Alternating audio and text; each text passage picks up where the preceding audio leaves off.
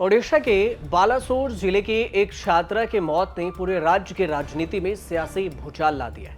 College में पढ़ने वाले एक शिक्षक के यौन उत्पीड़न से आहत होकर छात्रा ने खुद को आग लगा ली और इसके बाद जिंदगी से जंग लड़ते हुए उसने दम तोड़ दिया।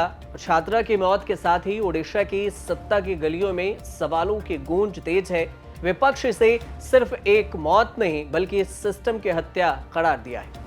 कांग्रेस, बीजेडी और अन्य विपक्षी दलों ने इस पूरे घटनाक्रम को लेकर राज्य को की जो बीजेपी सरकार है उसको कटघरे में खड़ा कर दिया। विपक्ष का यह कहना है कि अगर समय रहते हुए प्रशासन ने छात्रा की गुहार सुनी होती तो उसकी जान बचाई जा सकती थी।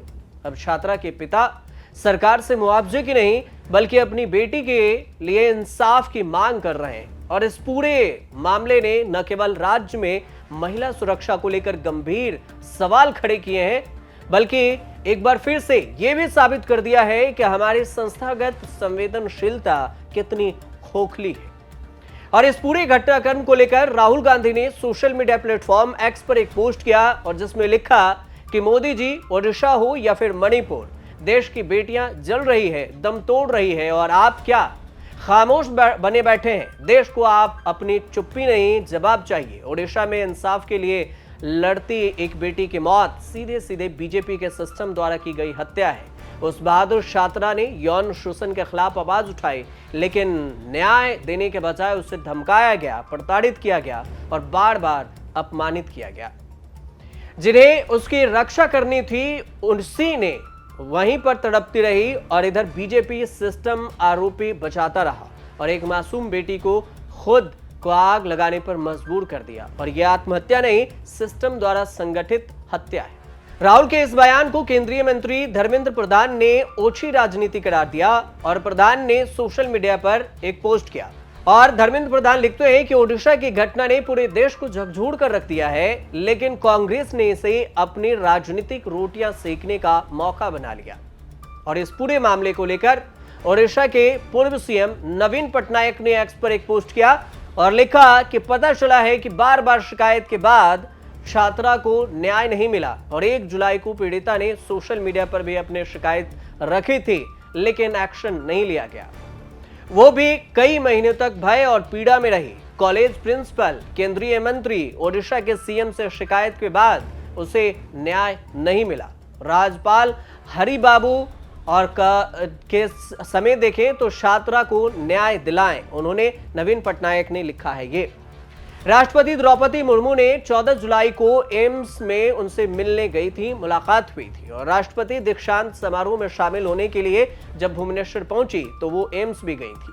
उन्होंने पीड़िता के परिवार से अच्छे से और अच्छा इलाज का आश्वासन दिया था और इसी रात देर रात ये खबर आई कि पीड़िता ने दम तोड़ दिया, उसकी मौत हो गई। अब इस पूरे मामले को समझिए, इस पूरी कहानी को समझिए।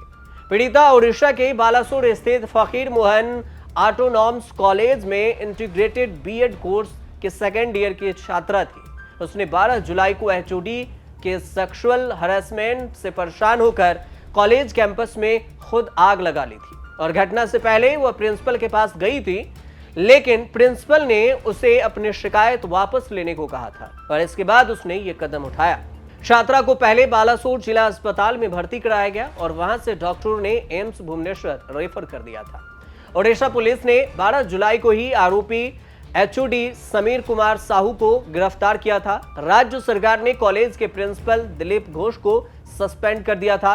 हालांकि राज्य भर में जब विरोध प्रदर्शन बढ़ा तो इस बीच में 14 जुलाई को पुलिस ने प्रिंसिपल को भी अरेस्ट कर लिया, गिरफ्तार कर लिया। अब छात्रा के परिवार का आरोप यह है कि बीते कई महीनों से उसके साथ यौन उत्पीड़न हो रहा था और उसने इसके खिलाफ कॉलेज प्रशासन से शिकायत भी की थी लेकिन इस मामले में कोई कार्रवाई नहीं होने पर छात्रा ने ऐसा कदम उठाया।